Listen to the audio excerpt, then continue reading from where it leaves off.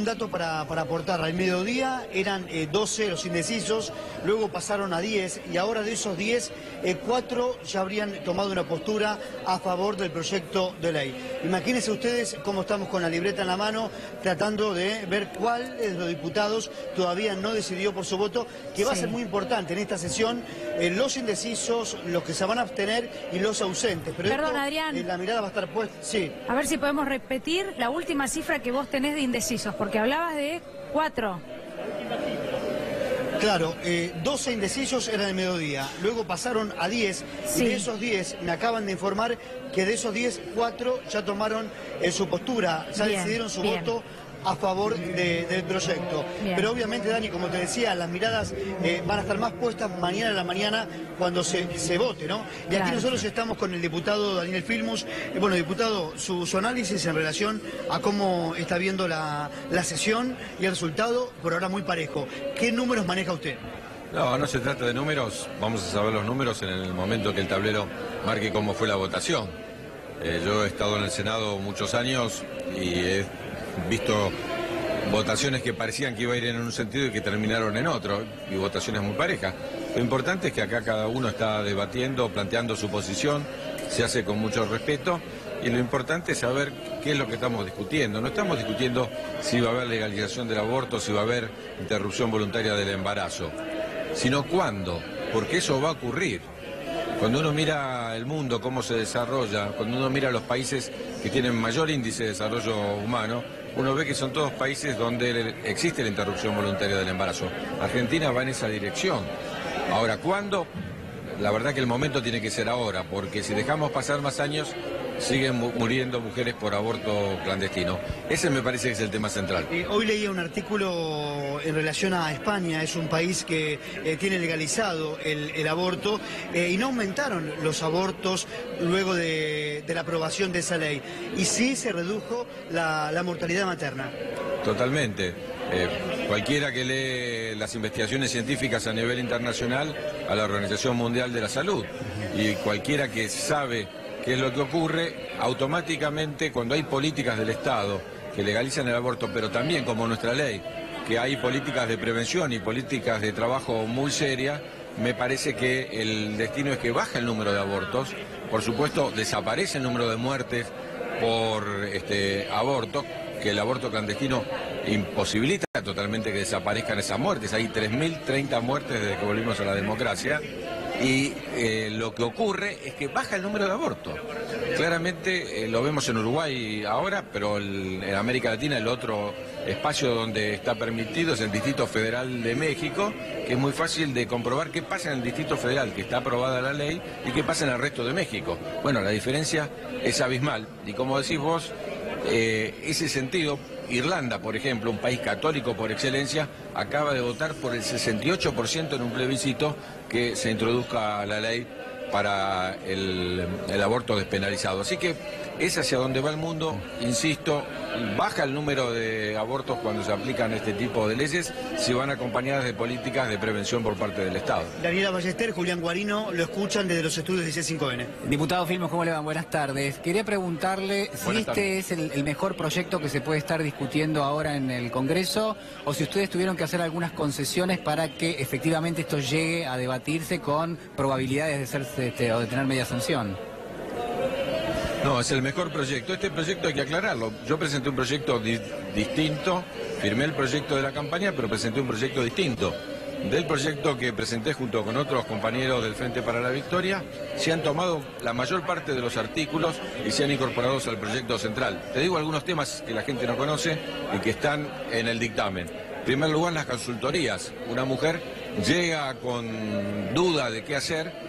Todos los hospitales tienen que tener consultorías interdisciplinarias para poder cobijarla a la mujer, para poder orientarla y darle todas las opciones que pueda tener. Y esta misma consultoría interdisciplinaria tiene que acompañarla durante el embarazo, si es que decide continuarlo, o durante el aborto, y posteriormente también acompañarla y ayudarla. Se ha incorporado un proyecto de generar un observatorio que permita seguir diariamente prácticamente la aplicación de la ley para mejorar en aquellos aspectos que sea necesario. Se han incorporado elementos, todo un artículo, acuérdense, en el año 2006 nosotros propusimos la ley de educación sexual, yo era el ministro de Educación, pero no hay educación fuera de las escuelas. Tampoco sabemos que en muchas provincias funciona dentro de las escuelas. Bueno, hay todo un capítulo de prevención, de cómo el Estado tiene que trabajar en la prevención. Se mejoró mucho el artículo que tiene que ver con los menores, mejoró mucho el artículo que tiene que ver con las personas con discapacidad. La verdad que es una ley, insisto, muy completa, que incluso toma un aspecto que es central, que es la objeción de conciencia. Un médico puede decidir por sus creencias que no quiere hacer la intervención, claramente él puede apartarse, pero al mismo tiempo las instituciones tienen que tener otra alternativa. Los médicos pueden tener la objeción de conciencia, o las enfermeras o los anestesistas, pero las instituciones tienen que darle una alternativa para que nadie quede sin la opción de hacer el aborto legal, ¿no? Filmus, buenas tardes. Me parece interesante lo que acaba de contar respecto de la parte de este proyecto que tiene que ver con la modalidad preventiva, porque hay muchos que lo que dicen es, esto no resuelve la cuestión de fondo, ¿no? En realidad lo que hacen es legalizar, pero mientras tanto no evitar que una mujer llegue a tomar la decisión de tener que realizarse un aborto. ¿Nos puede contar algo más respecto de, bueno, esto que tiene que ver con la prevención? Sí, sí, el Estado hasta hoy tiene la obligación de realizar la prevención a través de la educación sexual, pero muchos no van a la escuela. Claro. Y como decía recién, muchas provincias no la están aplicando. Yo no sé si escucharon mi discurso, pero miré la cara de muchos que cuando en el 2006 eran diputados y discutimos la ley de educación sexual, sí, estuvieron en contra de la ley de educación sexual. Dijeron que la educación tiene que impartirse en la casa y no por parte del Estado. Son los mismos que hoy gritan, vamos a la educación sexual para evitar la ley de legalización. Realmente uno desconfía de eso. Por eso hay un artículo entero que habla de todos los mecanismos a través de los cuales el Estado tiene que garantizar que toda la población, no solo la que va a la escuela, que ya está cubierta por la ley de educación sexual, tenga la posibilidad de enterarse de todos los mecanismos de prevención. Cuando uno habla de que en los países donde se aplica esta ley baja la cantidad de abortos, baja por la prevención, porque claramente todos tienen la opción de llegar a la información. Esto es lo que está estipulado en la ley, esto se ha incorporado y me parece que es un eje central. Porque estoy de acuerdo con lo que ustedes me planteaban. Es muy claro la pregunta. Si solamente atendemos a la legalización, no estamos resolviendo el problema de fondo. Yo lo planteé respecto a... claramente lo dije, esta ley es una ley para mis hijas. Claramente uno quiere que no tengan que pasar por la situación de aborto. Pero si la tienen que pasar, que el Estado esté allí garantizando que no sea un aborto clandestino. Me parece que la prevención es fundamental, es decisiva. Es una obligación de Estado que va más allá de un partido político, es una obligación de las escuelas, pero es una obligación social también. Diputado, ¿qué piensa de algunos sectores políticos que le han marcado al presidente de la Nación cierto oportunismo, cierta especulación con respecto a presentar este proyecto o de alguna manera impulsarlo en el Congreso, a pesar de que una gran parte de los funcionarios y de quienes forman parte del Frente Cambiemos va a votar en contra precisamente de este proyecto? Bueno, es probable que el presidente haya tenido esa especulación, no cabe duda, pero el tema es tan importante, es tan de fondo que más allá de las especulaciones políticas partidarias, hoy se convirtió en un tema transversal. Hemos trabajado codo a codo con dirigentes del PRO, con dirigentes del radicalismo, con dirigentes de la izquierda, con sectores provinciales a favor de este proyecto. Así que es verdad, no me cabe duda que el presidente hoy debe estar pensando qué suerte que se está discutiendo esto, porque mañana hay huelga, porque tenemos huelga la semana que viene, porque se firma el acuerdo con el fondo, porque hay hambre, preocupación y endeudamiento para siempre en la Argentina, pero no cabe duda que el tema tiene tanta trascendencia que lo que va a ocurrir es que, insisto, hoy o más adelante, tarde o temprano, se avance. Las mujeres han peleado mucho por esto. Las mujeres realmente han tomado en sus manos este asunto y los hombres tenemos que estar a tono. Recordemos que cuando se planteó otros derechos, el derecho al voto, por ejemplo, se planteó a principios del siglo XX, recién se votó en el 49 por primera vez. No tiene sentido dejar pasar décadas para la ampliación de derechos. ¿Cuándo se votó en la Argentina el divorcio? Recién cuando volvió la democracia en el 83. Hasta mediados de la década del 80, para que tengamos en cuenta qué atrasada que estaba la Argentina, la patria potestad no era compartida, era el hombre el que decía el destino de los hijos, y muchas veces el hombre, como sabemos, no está. Hemos avanzado en matrimonio igualitario recién hace muy pocos años, la identidad de género hace poco, fertilización asistida hace poco. Argentina atrasa respecto de muchos derechos y este es uno de los que tenemos que dar un paso adelante. Filmus, hablábamos recientemente de la medida de fuerza convocada para el día de mañana y también para el día 25 y por parte de la CGT. Quiero llevarlo un minuto a ese tema para preguntarle qué es lo que cree, bueno, cuál es la primera reflexión que puede hacer respecto de estas dos decisiones y qué van a significar o qué puede pasar después de estos dos paros en un mismo mes, en este mes en la República Argentina. Bueno, los dos paros tienen el mismo objetivo, que es decirle al gobierno que cambie la política económica. La política económica no solo es errada, sino que está totalmente descontrolada. Hemos visto a un ministro de Economía decir un día no vamos a intervenir más en el valor del dólar y al otro día correr nuevamente con el Banco Central para intervenir. ¿Quién puede confiar en un ministro que cambia todos los días? Mire, estamos acá en el Congreso. El primer día, el día que abrió este Congreso este año, Mauricio Macri dijo lo peor ya pasó y dijo no hay más endeudamiento. El jefe de gabinete Peña ha venido acá a decir una y otra vez que se había acabado la inflación, que el valor del dólar iba a estar congelado. Discutimos un presupuesto el año pasado que era de una inflación del 10%. Después el gobierno cambió al 15%, después lo está llevando al 20% y ahora dice que no tiene ninguna meta de inflación y todos sabemos que está entre el 25 y el 30%. Y al mismo tiempo lo que quiere hacer es condicionar las paritarias. Y lo que quiere hacer es que, por ejemplo, como el caso de los docentes, no haya posibilidad de discutir un salario y acordarlo entre el Estado y los maestros. Me parece que la situación es grave. Lo que se vive abajo, los que estamos todos los días en la calle, lo que vemos es que ya la posibilidad de llegar a fin de mes, con el incremento de las tarifas y con el aumento de la inflación, es muy improbable, no solo ya para los trabajadores, no solo para los sectores más humildes, sino para los comerciantes y los sectores medios de la Ciudad de Buenos Aires. Diputado, usted fue ministro de Educación. Quiero preguntarle por la situación de los docentes que vienen reclamando que los llamen, por ejemplo, en la provincia de Buenos Aires a negociar sus paritarias.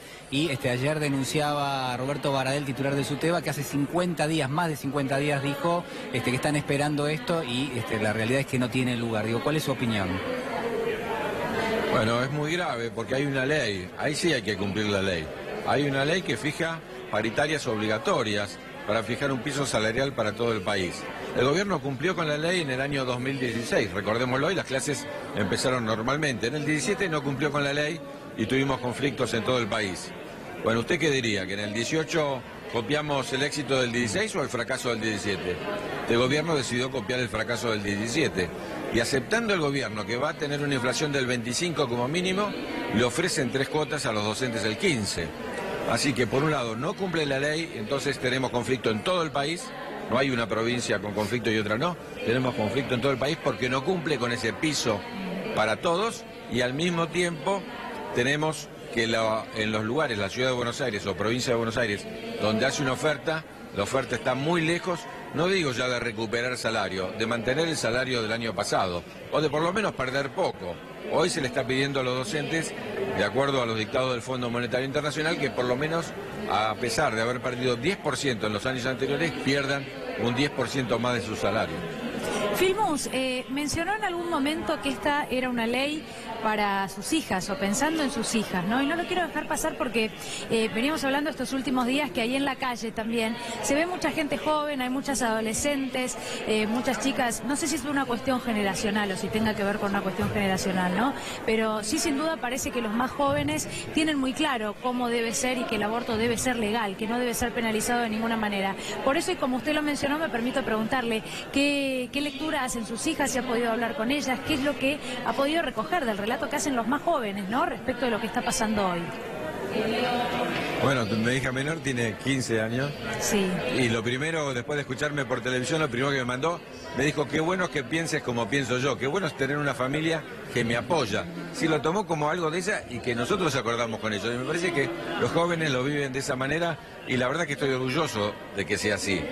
Para los jóvenes no hay una discusión, como no hay una discusión respecto del tema de matrimonio igualitario, no hay una discusión respecto de identidad de género, ya lo viven naturalmente porque Argentina por suerte, del 83 en adelante viven en democracia. Nosotros vivimos la mayor parte de nuestra vida en dictadura. Ellos viven en democracia y con posibilidad de expresión. Entonces lo viven como algo natural y como una reivindicación propia. Por eso uno lo ve en las escuelas, en las universidades, lo mira en los clubes. La verdad es que el pañuelo verde pasó a ser una bandera de una generación que refuerza con lo que yo comencé esta entrevista. Yo comencé diciendo, no sé si será hoy, lo que estoy seguro es que va a pasar, porque esa generación son los futuros diputados, son los futuros senadores, son nuestros futuros representantes y seguramente apenas tengan posibilidad de hacerlo, si nosotros no fuimos capaces de hacerlo, ellos van a avanzar. Por eso yo dije, quizás hoy me voy triste y tengo que llegar a mi casa y poner la cara frente a mis hijas diciéndoles que no lo conseguimos, pero estoy seguro que quizás no le dejo el mundo con el que soñé, pero que dejé hijas que van a construir un mundo como el que soñamos. Diputado, quiero preguntarle con respecto a esto que ayer, la verdad que fue noticia en todos lados y se tomó como un gesto, obviamente, de madurez política, ¿no? Porque usted pidió, cuando se aprobó el dictamen que hoy se está tratando en la Cámara Baja, pidió un aplauso en comisión para el diputado Daniel Lipovetsky. ¿Por qué lo pidió y en qué pensó en ese momento, digamos? ¿Qué sensaciones tuvo? Bueno, la realidad de la anécdota es que Lipovetsky empezó la reunión, son 4 comisiones que funcionan al mismo tiempo, felicitando y pidiendo un aplauso para las otras 3 presidentas. Él no se lo podía pedir para sí mismo. Así que como fui el primero que intervino y lo vi trabajar a Daniel, lo vi trabajar a pesar de la diferencia, dije, disfrutemos de este momento, quizás es la primera y última vez que un miembro del Frente para la Victoria pide un aplauso por un miembro de Cambiemos. Pero me parece que este es un tema transversal, que no es un tema que tenga que ver con una fuerza política, es un tema de salud, es un tema de Estado, es un tema de prevención, de educación, y es muy bueno, y la verdad que me llena de orgullo sentirme cerca de radicales, de miembros del PRO, de miembros de partidos provinciales, con los cuales coincidimos en esta mirada de salud para que no mueran más mujeres en abortos clandestinos, pero también, hay que decirlo, eso es una parte. La otra parte es que defendemos un derecho a las mujeres para decidir. Y como dijimos acá, y hemos leído una y otra vez, todas las recomendaciones científicas del ministro de Salud de este gobierno, también del ministro de Salud del gobierno anterior, Ginés González García, por ejemplo, van en la misma dirección. Dicen, por favor, tomen conciencia de este tema y decidan en dirección a la despenalización. Me parece que eso es una enseñanza y quizás los argentinos debiéramos aprender que debiera haber más temas transversales, más temas de Estado, donde no nos definamos únicamente por nuestro partido de pertenencia. Filmus, le pregunto por último, porque ha sido muy amable en hablar con nosotros. ¿Qué lectura hace de la división que hay y los números que tan parejos están? Y sobre todo también le pregunto por aquellos que han cambiado su opinión en pocos días o donde ha habido un retroceso, sobre todo con un tema tan importante. Sí, me preocupa porque yo he hablado con muchos diputados que han cambiado de opinión o que estaban en duda si toman una opinión, presionados por situaciones políticas locales, ¿no? Me preocupa porque es un tema donde las creencias, la forma de mirar la vida, el pensamiento, tiene mucho que ver y hay algo que es necesario señalar. Quienes planteamos que el aborto tiene que ser legalizado, no obligamos a abortar. Lo que estamos abriendo es la posibilidad. En cambio, quienes quieren prohibirlo, quienes quieren que siga la penalización, están diciendo a mujeres que piensan distinto, que tienen otra concepción de la vida, le están diciendo que tienen que hacer y le están cercenando el derecho a decidir. Nosotros defendemos el derecho a decidir. A quienes quieren continuar el embarazo, que lo hagan, pero a quienes no tienen el deseo de ser madres o el embarazo es involuntario, que también